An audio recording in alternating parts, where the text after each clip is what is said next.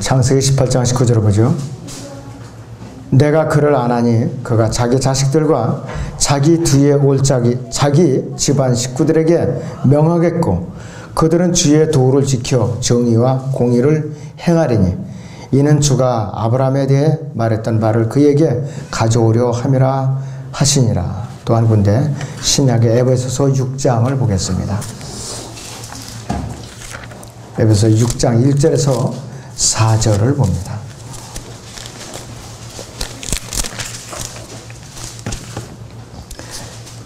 자녀들아 주 안에서 너희 부모에게 순종하라. 이것이 옳으니라. 네 아버지와 어머니를 공경하라. 이것이 약속 있는 첫째 계명이니 이는 네가 잘되고 또 땅에서 장수하게 하려 함이니라. 너희 아비들아 너희 자녀들을 성나게 하지 말고 주의 교훈과 훈계로 양육하라. 오전의 주제는 영적인 가정입니다.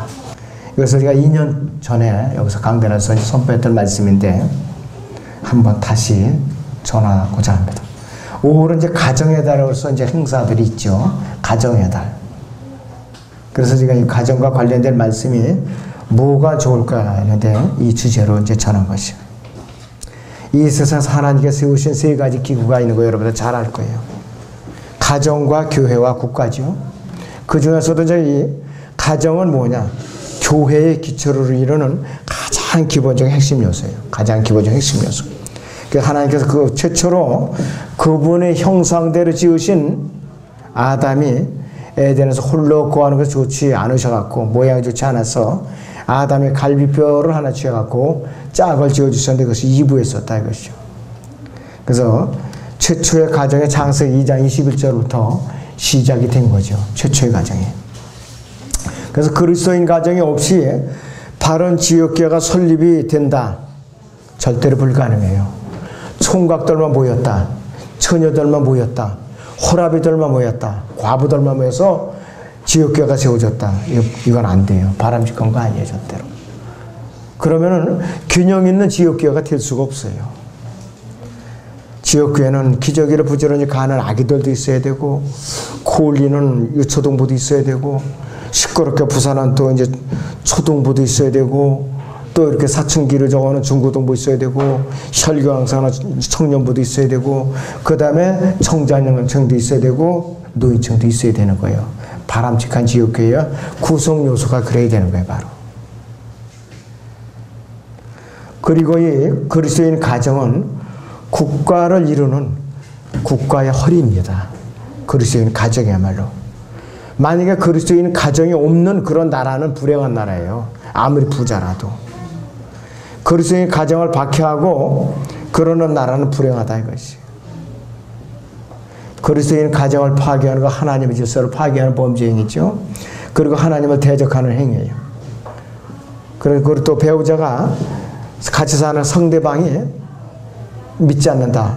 헤어지라고 종용하는 거나 부추기는 거 다 하나님을 대적하는 행위라 이것이. 그 공산주의 국가가 가정을 그리스도인 가정을 자꾸 박해하죠. 언젠가는 앞으로 주님의 지상 재림하면 공산주의 국가는 완전히 하나님 앞에 진노의 대상이에요. 진노의 대상. 그래서 이 그리스도인 가정은 부모가 하나님을 사랑하는 또 온전히 하나님을 사랑받는 그러한 요소가 결합된 가정이라고 했어요. 하나님의 선물로 주어진 아이들, 부모와 하나님의 사랑을 받고 자라는 보금자리가 어디냐? 가정이라 이것이요. 또 영적으로 교육받는 곳이 어디냐? 가정이에요, 바로. 가정이라. 학교가 영적으로 교육받나요? 복음 전하면 애들이 싫어하죠. 심지어는 담임 선생까지 구박을 해요. 이 복음을 전하면은. 자, 그리고 예수 그리스도의 상징적인 머리뿐만 아니라 실제적인 머리가 바로 가정이에요. 교회도 교회이지만. 그래서 가정이야말로 온 가족이 편히 있을 수 있는 가장 아늑한 것이 바로 가정입니다. 여러분 아무리 이 여행을 가서 편안하게 즐기면서 돌아왔다. 그래도 돌아와서는 아유 집이 제일 좋아. 전부 이렇게 얘기를 합니다. 어디 나들이 갔어도 아무리 뭐 큰 집에 가거나 뭐 어디 이 구정이나 여러분들 추석 때에 나들이 가봐요. 갔다 오면 뭔가 몸이 그렇지 한 게 피곤하다 이것이. 그래도 불편해도 내 집이 최고라 이것이. 가정에만 해도 편안히 쉴 수 있는 것이. 또 안전에 보장되고 함께 쉬고 놀고 기도하고 또 가족 간의 미래의 삶을 기억하고 오손도손하게 대화를 나누고 배우는 것이라 이것이. 또 이제 내일의 삶을 위해서 재충전하는 것이 어디냐? 가정이라 이것이.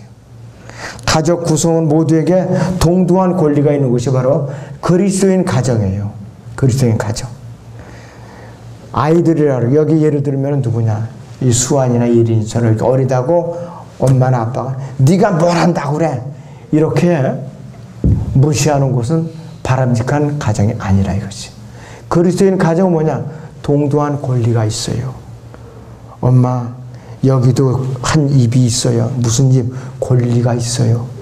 이렇게 주장할 수 있는 것이 뭐냐? 가정이라 이것이에요. 못된 엄마나 아빠는 뭐라고 한마디 하면 지어박아요. 일단은 귀시 못하고. 그거 잘못된 가정이에요. 일단. 그래서 가족 사이에 존경과 섬김과 나눔을 실행하는 것이라 이것이. 하나님의 말씀을 통한 믿음의 훈련 장소가 바로 가정이에요. 또 가정이라 이것이요. 그리스도의 향기를 발산시키는 것도 가정이에요. 하나님께 경배를 드리는 최소 단위의 공동체가 어디냐? 가정입니다. 바로. 방문자들을 또 친절하게 환영하고 친절을 베풀고 하나님을 경외하듯이 부모를 존경하고 자녀를 존중할 수 있는 유일한 장소가 가정이에요.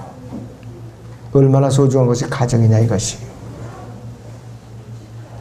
그리고 엄마나 아빠가 없는 그런 가정도 소중한 구성요소인데 사람들이 전부 다가 편견을 갖고 쳐다보면 그 사람 자체가 죄악인 것이에요. 동일하게 우리는 동일하게 존중해 줘야 돼요. 여러분들. 그리고 한쪽이 믿지 않는 남편이다. 한쪽이 믿지 않는 아내를 뒀다. 그 가정을 절대로 무시하면 안 돼요. 아유 저거 언제나 구원받나. 그러면 그렇지. 이렇게 없은 얘기해서는 안 돼요. 구원을 받도록 어떻게 해서든지 함께 중보기도 하면서 그 가정에 변화되도록 기도를 해줘야 된다 이거예요. 그것이 바로 성경적인 권면이에요. 첫째는 바람직한 가정은, 영적인 가정은 어떤 가정이냐? 하나님을 두려워하는 남편이 있는 그 가정이 영적인 가정이에요. 하나님께서 남편을 가정의 머리로 세우셨어요. 다시 본문 보죠. 창세기 18장 19절을 다시 보시죠. 내가 그를 안 하니 그랬어요. 그가 자기 자식들과 자기 뒤에 올 자기 집안 식구들에게 명하겠고 그들은 주의 도를 지켜 정의와 공의를 행하리니 이는 주가 아브라함에 대해 말했던 바를 그에게 가져오려 함이라 하시니라. 이 말씀을 보면은 이 아브라함은요 어떤 사람이었는가? 자기의 가족들을 믿음으로 다스린 사람이에요. 비록 구약 사람이죠. 그래서 하나님께서는 아브라함에게 더 큰 일들을 그래서 맡긴 것이에요. 그래서 오늘날 위대한 아브라함의 언약이라는 그 언약을 주셨고 육신의 씨인 이스라엘의 조상이 됐고 믿음의 또 씨인 영적인 그리스도인의 조상이 아브라함을 통해서 이루어진 거라 이것이에요. 가족의 개념은 아내와 자식들과 종들까지도 다 부리는 종들까지도 다 포함해요. 가족이에요. 그것까지. 그런데 대개 부리는 종들이 어떻게 하느냐. 종들은 그냥 재산의 일부를 취급을 해요. 물건의 일부를 취급을 한다 이것이에요. 그래서 종들도 가족이에요.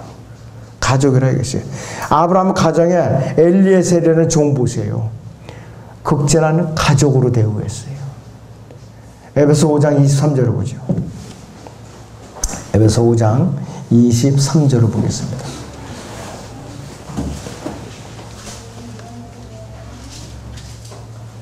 남편이 아내의 머리됨이 그리스도께서 교회의 머리됨과 같음이라. 그는 몸의 구주시니라 이랬습니다. 하나님의 질서의 법칙이 이거 바로. 그리스도의 가정은 이 말씀대로 머리인 남편의 의견을 일단 존중하고 순종해야 돼요. 가족 구성원들이 먼저. 아내를 비롯해 자녀들이.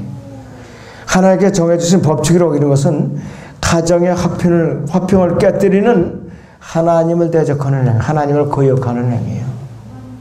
이것은 아내가 남편의 발밑에 속박당하는 노예의 개념이 아니에요.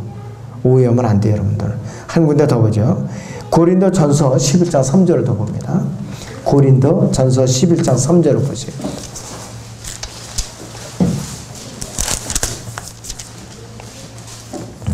그러나 나는 너희가 알기를 원하노니 즉 각 남자의 머리는 그리스도시요 여자의 머리는 남자요 그리스도의 머리는 하나님이시니라 그랬습니다.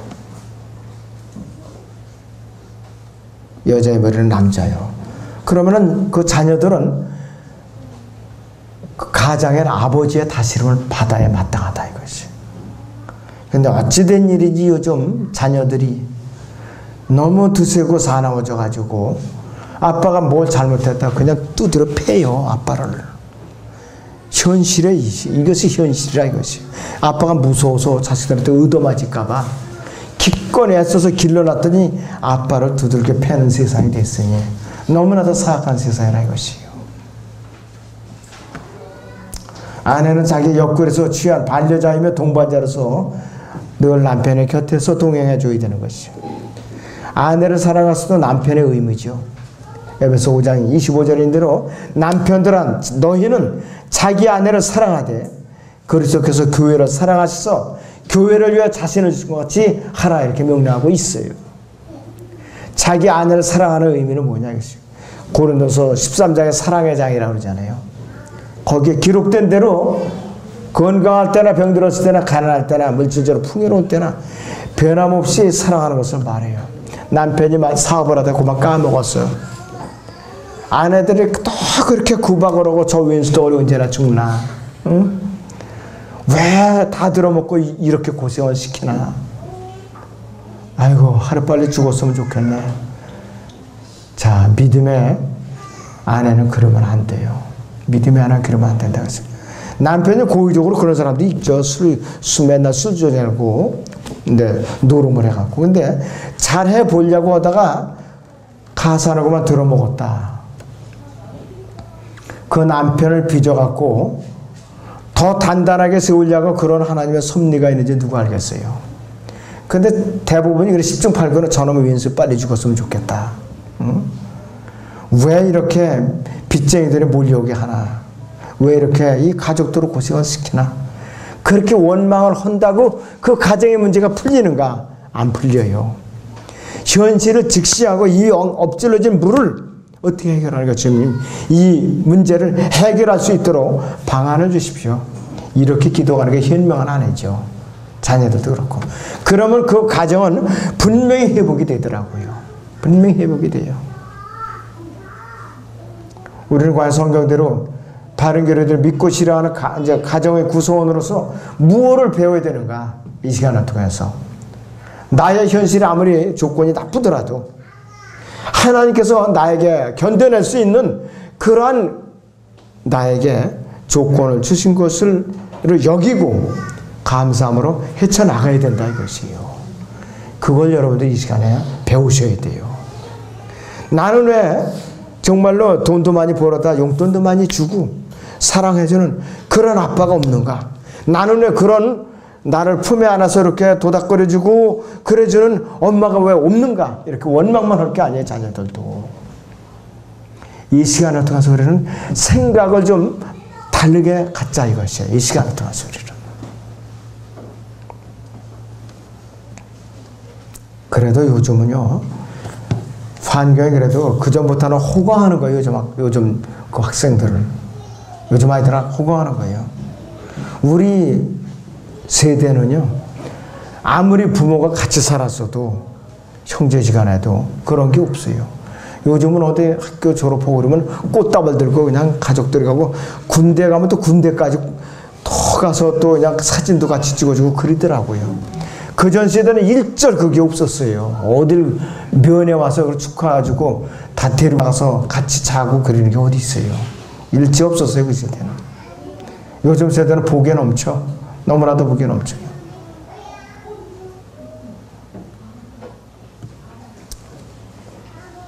자, 지역교회요.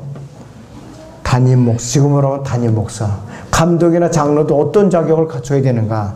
디도서 잠깐 보세요. 1장 보세요.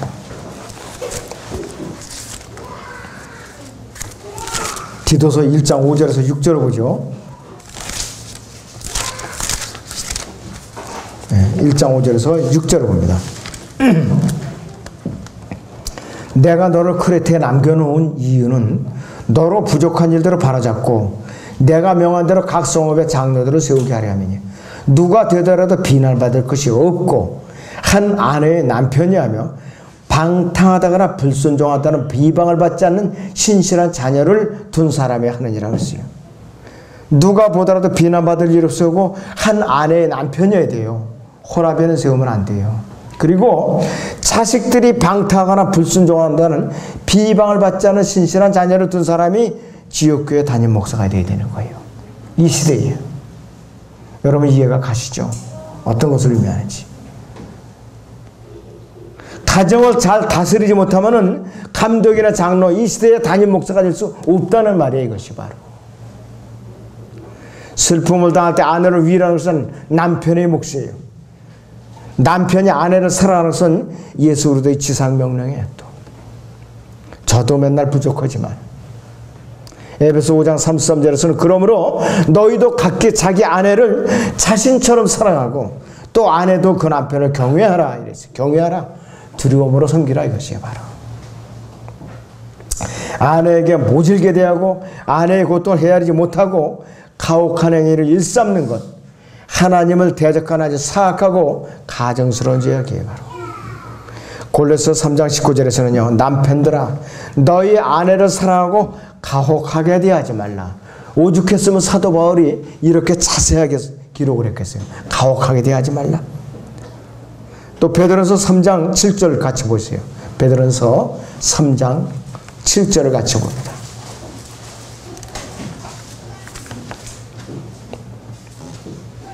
이와 같이 너희 남편들아 아내들을 더 연약한 그릇으로서 또 생명의 은혜를 함께 상속받을 자로서 귀히 여기되 지식을 따라 그들과 동거하라. 이는 너희의 기도가 막히지 않게 하려 함이니라 이랬습니다. 남편과 아내는 결혼으로 하나가 되었기 때문이죠. 심한 가정 불화와 부부간의 대화가 단절되는 것은 가정을 파괴시키기 위한 마귀의 전략이에요. 마귀의 전략이에요. 남편은 자신의 생활에서 언제든지 예수 그리스도를 첫 번째로 모셔야 되고 두 번째는 뭐냐? 아내를 사랑해야 돼요. 부부가 함께 기도하면서 예수님을 잘 섬기면은 영원한 유업을 틀림없이 보장해 주셔요. 그리스도의 심판서가 올라가서 드릴 말이 있는 것이에요. 매일같이 부부싸움하고 으르렁거리고 서로 네가 원수야 내가 원수야 하다가 올라가다가는 그리스도의 심판서가 와서 낭패를 당해요. 아이고 내가 조금 양보해. 내가 좀 참았을걸. 주님께서 물어보실 거 아니에요?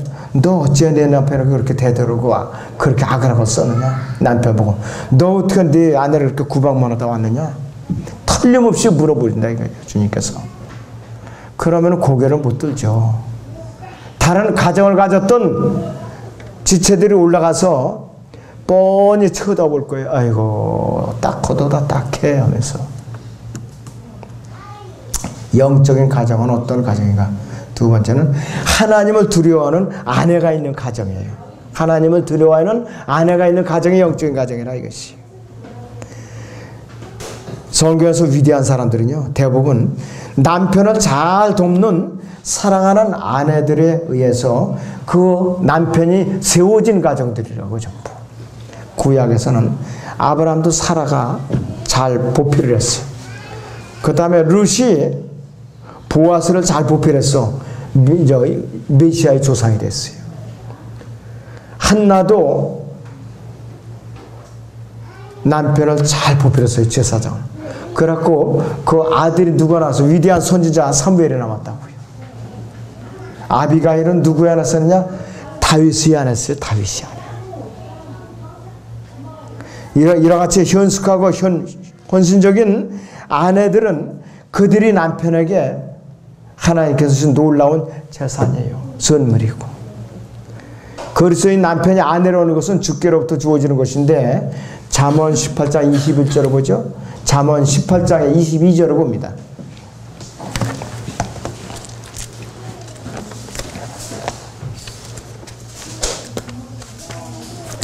잠언 18장의 22절을 봅니다. 아내를 얻는 자는 좋은 것을 얻는 것이요 주의 은총을 받는 것이니라. 그래서 우리 여기 교회 안에 처녀나 총각은 좋은 아내나 좋은 남편을 얻으려면 주님을 잘 섬겨야 돼. 일단은 주님을 잘 섬겨야 돼요. 주님을 섬기는 그 게으름은 좋은 아내, 좋은 남편 오는 거 꿈도 꾸지 말아요. 아예 꿈도 꾸지 말아요. 아내의 첫째 의미는 뭐냐? 예수님을 사랑하고 섬기는 것이. 두 번째 의미는 남편에게 순종하는 거라겠어요. 그래서 아까 말씀드린 대로 에베소 5장 22절인대로 아내들아 너희는 너희 자신의 남편에게 복종하기를 주께 하더라 그랬습니다. 골로새 3장 18절에서도 아내들아 너희는 너희 자신의 남편에게 복종하는 것이 주 안에서 합당한 것이니라 이렇게 말씀을 하고 있어요. 분명히 이렇게 권면하고 있다 이것이. 그러한 면에서 아브라함의 아내 사라나 또 보아스의 안에 있던 루시나 제사장 엘리야 안에 있던 이 한나나 다윗의 안에 있던 아비가일 같은 사람들 굉장히 남편에게 순종을 잘했던 사람들이에요.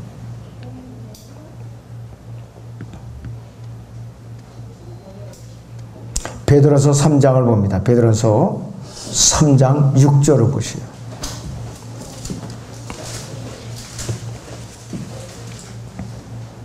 사라가 아브라함을 주라 부르며 복종했던 것과 같이 너희가 선을 행하고 어떤 놀라운 일에도 두려워하지 아니하면 그녀의 딸들이 되느니라. 이 시대의 그리스도인 아내들에게 아주 소중한 말씀이에요. 소중한 교훈이라 이것이. 그래서 디모데 전서 2장에서도 11절 15절에서도 이 이유를 잘 설명해주고 있다 이것이. 에덴 동산에서도 먼저 마귀 유혹에 빠져서 죄를 지은 누구냐? 여자였었어요. 남자가 아니라 이브였었다 이것이. 만약 남편이 구원받지 못했으면은 남편에게서 복종을 하되 그 가정의 영적인 인도자 역할을 잘 해내야 돼요. 남편이 믿지 않으니까 나도 타협해가지고서 남편이 허자는 대로 그냥 무조건 따라서 하면 또 타협이 돼버리죠. 까딱하다.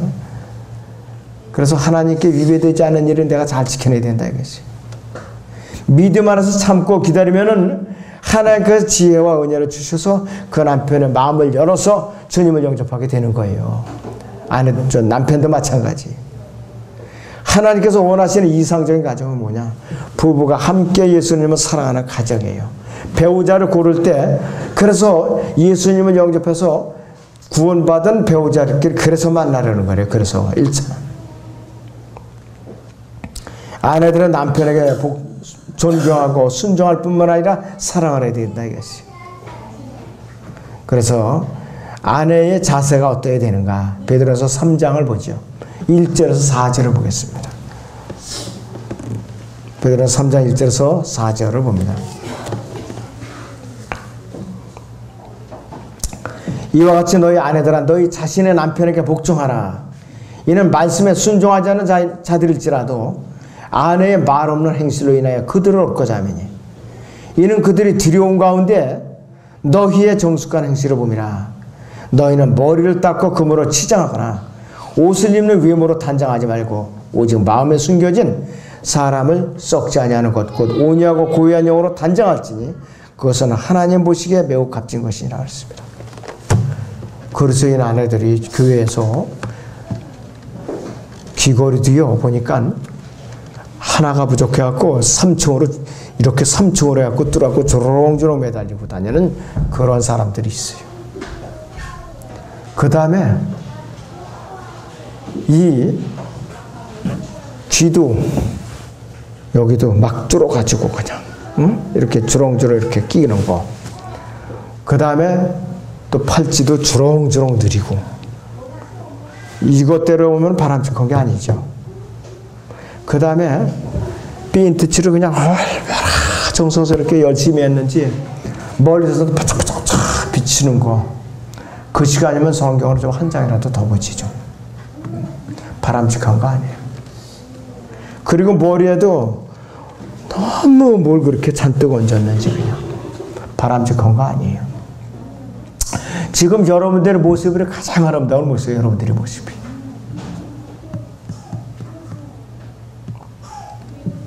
현숙한 아내는 뭐냐? 지나치게 외모로 장식품으로 치장하는 데 신경을 씌워서는 안 된다 하겠어요. 외적 치장보다는 내적인 선행으로 치장해야 마땅하다 하겠어요. 디모데전서 2장 9절 10절에 해답이 남아있어요. 한번 보세요. 디모데전서 2장 9절에서 10절을 봅니다.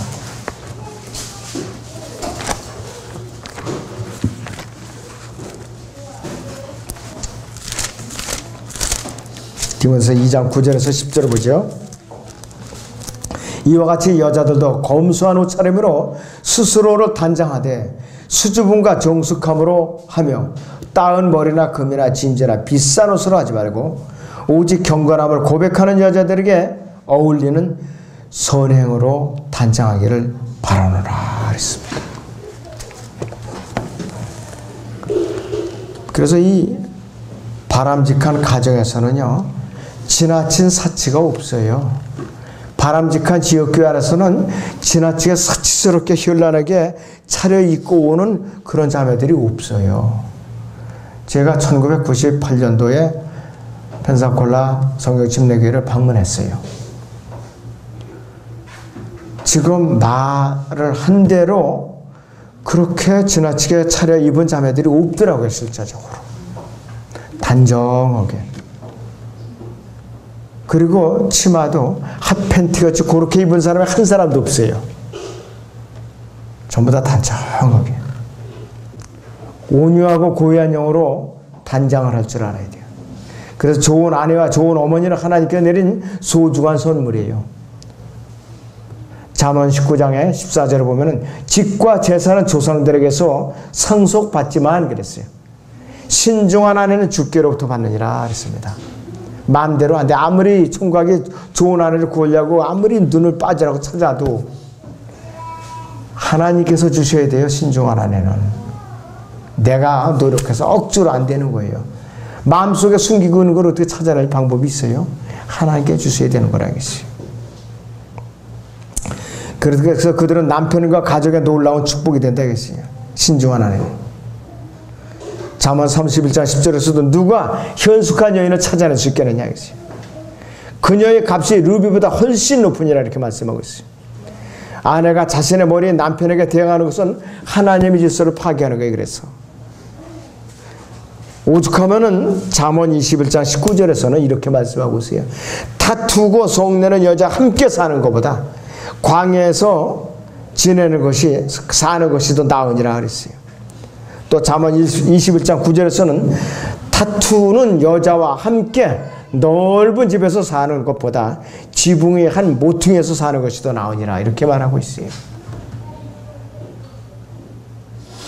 자, 아내들은요, 남편들이 조금만 신경 써주면 조그만 것에도 감사하고 기뻐하고 위로를 받고 새 힘을 얻어요. 그럼 남편은 아내에게 아낌없는 칭찬과 격려를 할 줄 알아야 되죠. 자녀들은 부모에게 또 감사를 드리는데 인색해서는 안 돼요. 영적인 가정은 하나님을 두려워하는 부모를 두는 가정입니다. 하나님을 두려워하는 부모를 두는 가정이에요. 시편 127편 3절을 보죠.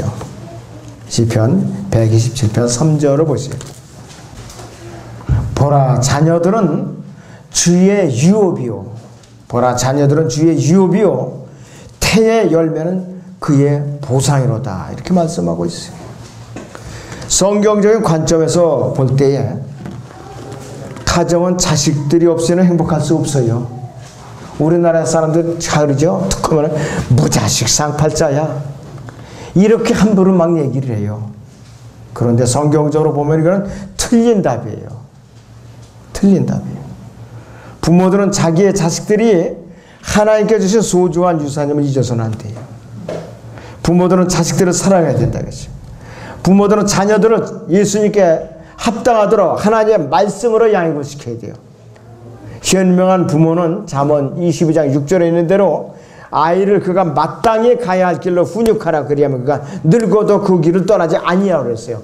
가장 어린 나이에 복음을 전해서 구원을 받게 해야 돼요. 그 다음에 어린 나이에 잘못된 버릇이 자라나가면은 매로 훈육을 시켜야 돼요. 따끔하게. 그러면은 커서 이탈을 하지 않는다. 딴 길로 이탈을 하지 않는다. 자, 그래서 가장 어린 나이에 복음을 전해서 구원을 받게 하고 또 온전히 하나의 말씀으로 양육시키는 정성을 쏟아야 된다 이것이. 자녀들의 성경을 가르치고 가족의 경배와 모임에 부지런히 참여하게 된다 이것이. 자녀들의 하나님에 대한 복종과 그분의 왕국에 대한 율례를 올바로 가르쳐줘야 돼요. 이것이 부모의 책임과 의무라 이것이. 제사장 엘리는요, 사악한 아들을 다스리지 않았기 때문에 어렸을 때 교육을 잘못시켜갖고 전쟁에 나서 언약궤도 빼앗기고 전사하고 부끄럽게 자신도 나쁜 소식을 뒤로 넘어져 갖고 모가지가 부러져 죽었어요. 그것도 비참하게. 얼마나 창피한 일이에요. 너무나도 비대하게 비계살이 쪄갖고 배가 나왔어요. 제사장이. 바람직하지 않은 일이에요. 아주 패가 망치는 거 아니에요. 그 가정이. 언약궤까지 빼앗는 순환을 겪었다 이거예요. 그 가정을 통해 가지고.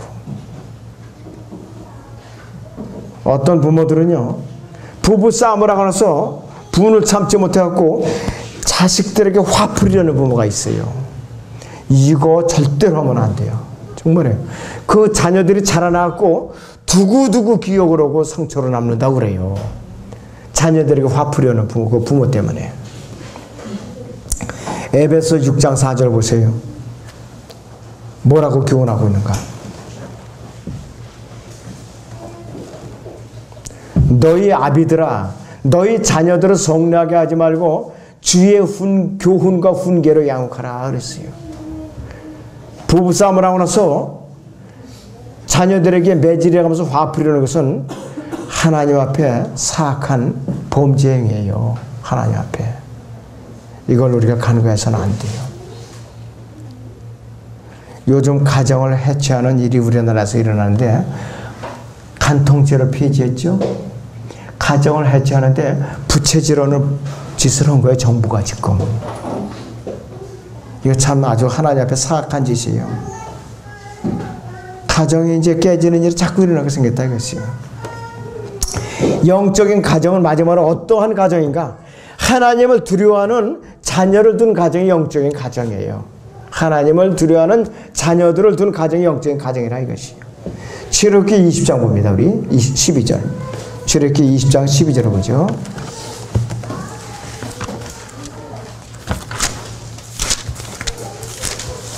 네, 출애굽기 20장의 12절을 보겠습니다.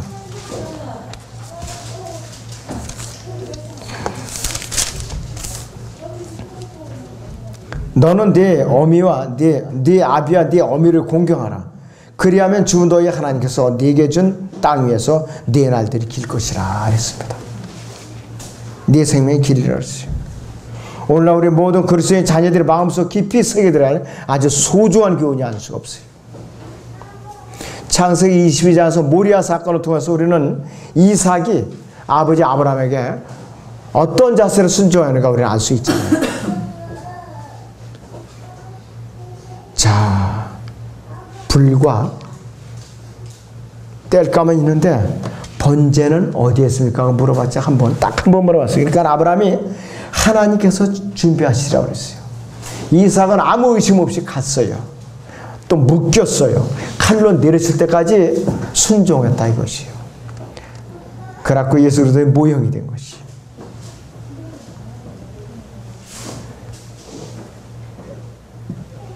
자, 예수님도 지상생애 동안에 주의 모친과 양부의 요셉에게 복종하면서 목수의 아들로서 충실하게 또 일을 도와주면서 공생애를 마치신 분이에요.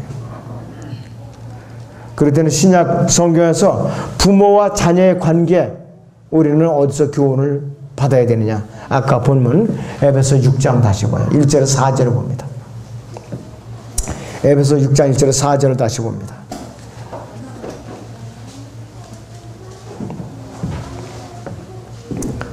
자녀들아 주 안에서 너희 부모에게 순종하라. 이것이 옳으니라. 네 아버지와 어머니를 공경하라. 이것이 약속 있는 첫째 계명이니 이는 내가 잘 되고 또 땅에서 장수하게 하려 함이니라.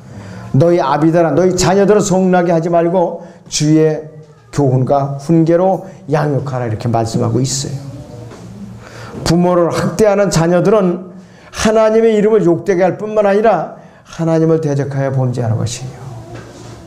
하나님을 두려워하는 그리스도인 자녀들이라면 잠언 19장 26절에서 자기 아버지를 망하게 하고 자기 어머니를 쫓아내는 자는 수치를 일으키고 비난을 부르는 아들이니라. 이렇게 말씀을 하고 있어요.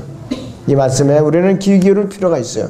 요즘은요 부모와 자식 간에도 부양하기 귀찮다고 일찌감치 재산을 미리 챙기고 부모를 요양원으로 쫓아요.